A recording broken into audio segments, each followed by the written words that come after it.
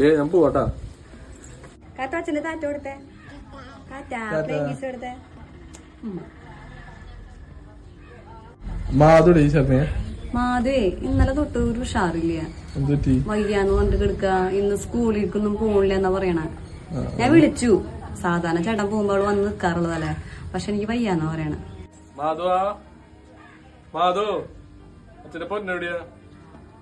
എടുക്ക ചേട്ടാ. ശരിയപ്പോ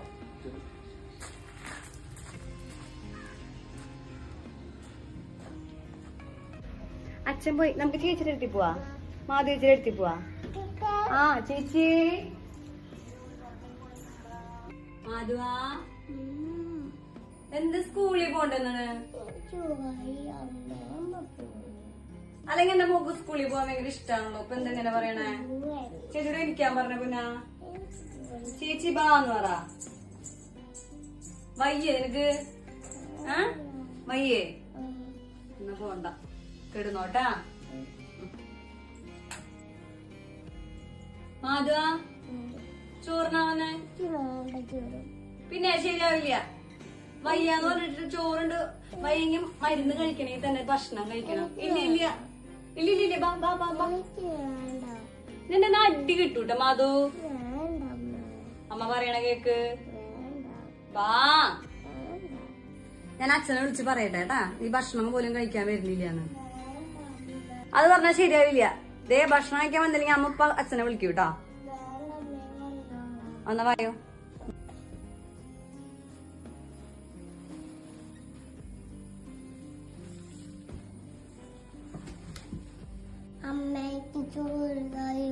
ചോറുണ്ടതിന് മുമ്പേ കുളിക്കണ്ടേ? വേണ്ട വേണ്ട, ഇന്ന് തന്നെ ഞാനല്ലേ കുളിപ്പിക്കാറ്. എന്റെ മോൾക്ക് എന്തൊരു ക്ഷീണം. വയ്യ എന്റെ മോക്ക്. അമ്മ കുളിപ്പിക്കാടാ. അല്ലെങ്കിൽ ഇന്നും ഞാൻ കുളിപ്പിക്കണം വന്നിട്ടായല്ലോ വാശി. ഇപ്പൊ എന്താ പറ്റിയേ? എന്റെ മോക്ക് എന്തിട്ട് പറ്റിയ പറ. അമ്മേടെ അടുത്ത് എന്തിട്ടെങ്കിലും ഉണ്ടാ? എന്നാ ശരി, ഒന്ന് പോയി വേഗം പോയി കുളിച്ചിട്ട് വന്നെ മോള്.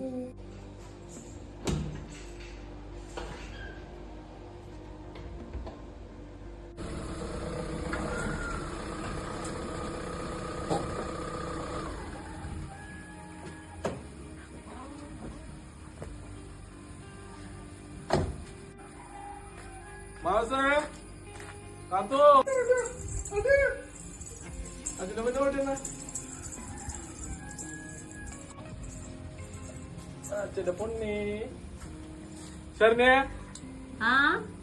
മാധു അവളെ കണ്ടില്ലല്ലോ. എല്ലാം സോടി വരുന്നുള്ള അവൾക്ക് അടുപ്പന്നെയാ. എനിക്കില്ലേ അവള്. മാധുവാ എന്തിനെ പറ്റി എന്റെ മോൾക്ക്? അച്ഛൻ വിളിക്കും അല്ലെങ്കിൽ വരാനുള്ള അച്ഛന്റെ പൊന്ന്. ഒരു പണി കഴിഞ്ഞിട്ട് വാ വായോ അതിന്റെ പൊന്ന്. വായോ.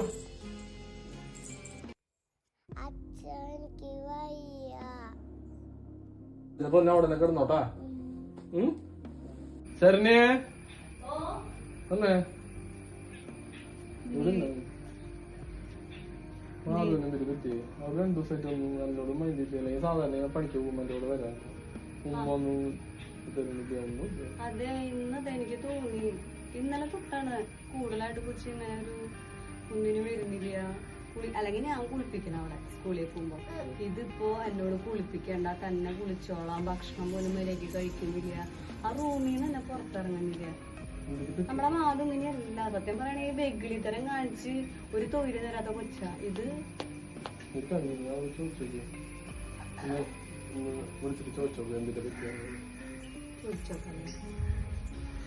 മോളെ മോനുണ്ടെങ്കിൽ സങ്കടം വരാ. ആ ഒരു വിഷമം പോലെ. ചേട്ടനെ ചോദിക്കാറുണ്ട്. ചേട്ടൻ ഈ കാത്തുനൊക്കെ എടുത്ത് കളിപ്പിക്കുന്നതല്ലേ. കാത്തിന്റെ അടുത്തേക്ക് പോലും വന്നില്ല. ശരിയാന്ന് ചോദിച്ചോട്ടെ.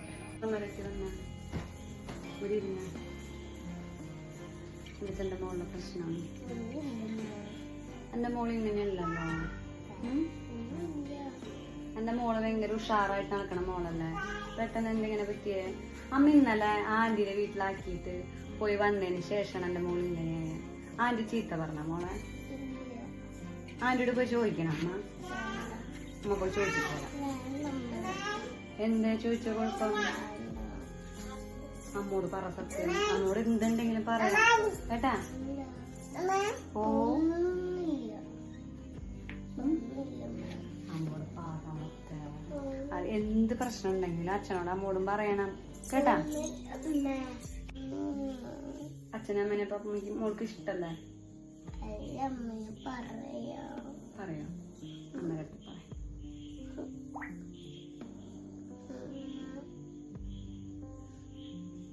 വിഷമിക്കുമ്പോ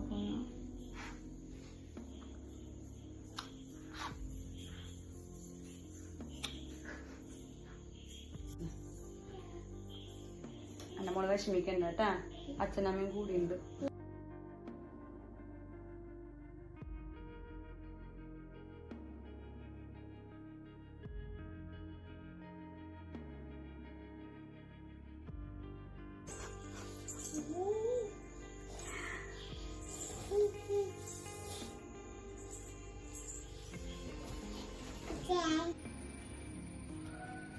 ചേട്ടാ ഏതൊരു അച്ഛനമ്മയും നമ്മുടെ മക്കൾക്ക് സംഭവിച്ചു കൂടാന്ന് വിചാരിക്കുന്ന കാര്യം നമ്മുടെ മാധവന് സംഭവിച്ചു.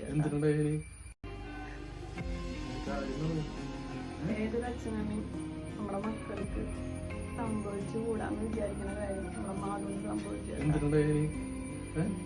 ഞാൻ ഇന്നലെ എനിക്ക് ബാങ്കിൽ പോകണം കാരണം മാധവന് അപ്പുറത്തെ വീട്ടിലാക്കിട്ട് പോകുന്നുണ്ടായി. അവിടെയുള്ള ഉണ്ണിക്കുട്ടനെ എന്റെ മോൻ സ്വന്തം ചേട്ടനായിട്ടല്ലേ കാണുന്നുണ്ടായി.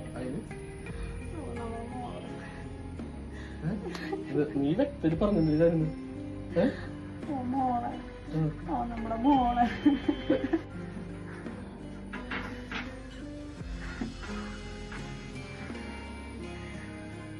ചേട്ടാ നമ്മളിങ്ങനെ ഇരുന്നാ മതിയാ. അവനിതൊരു പോലീസ് സ്റ്റേഷനിൽ കേസ് കൊടുക്കണ്ട. പിന്നെന്തിട്ട് ചെയ്യാ നമ്മള്? ശരിയാവില്ല. നമ്മുടെ മോള് എല്ലാരും കൂടി ഒരു പ്രദർശനവസ്ഥ പോകും. അത് നടക്കില്ല മോളെ, നടക്കില്ല. കുറെ എണ്ണം ജയിലിൽ എടുക്കുന്നുള്ള തീറ്റി പറ്റിട്ട് അതിന് മൊത്തം ദൈവം കൊടുത്തവന് ദൈവമുണ്ടല്ലോ. ഇത് സഹിക്കാൻ പറ്റും. നമ്മളെ മോളെ ഇതുപോലെ ചെയ്തിട്ട് അവൻ നമ്മുടെ വീടിന്റെ ഫ്രണ്ടിൽ കൂടെ ഇങ്ങനെ പോണ കാണുമ്പോൾ ഇത് സഹിക്കാൻ പറ്റും ചേട്ടാ. ചേട്ടൻ എന്തെങ്കിലും ചെയ്തില്ലെങ്കിൽ ഞാൻ എന്തെങ്കിലും ചെയ്യേണ്ടി വരും. ജയിലിൽ പോലും ഞാൻ ജയിലിൽ പോലും കുഴപ്പമില്ല. എന്റെ മക്കളെ എന്റെ മോളെ ഇങ്ങനെ ചെയ്തേന് അവര് ദൈവം കൊടുക്കൂടി, ദൈവം കൊടുക്കും. നമ്മുടെ മോൾക്ക് ഈ ഒരു അവസ്ഥ വന്നത് ദൈവം കൊടുക്കുന്നു. നീ ഇങ്ങനെയൊന്നും ശരിയാവില്ല. നീ മാധവന്റെ അടുത്ത് പോയിരുന്നേ. ഇപ്പോഴെല്ലാം അവളുടെ അടുത്ത് എല്ലാരും വേണ്ടത്.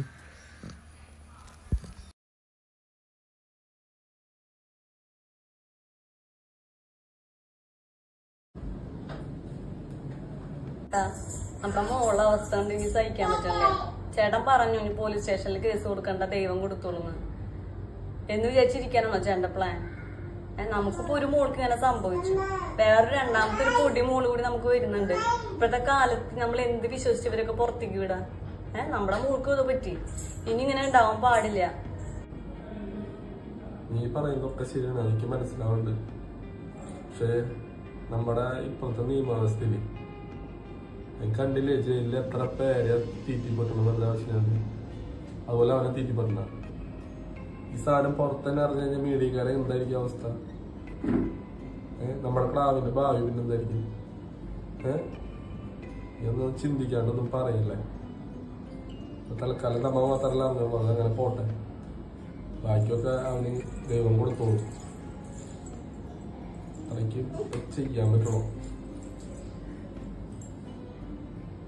ചേട്ടൻ പറയുന്നത് ശരി തന്നെയാ. അല്ല ചേട്ടാ, ഇന്നലെ മാധുവിനെ ഹോസ്പിറ്റലിൽ അഡ്മിറ്റ് ആക്കി ചേട്ടൻ പുറത്തേക്ക് പോയിട്ട് നേരം വൈകിട്ടാലോ വന്നേ?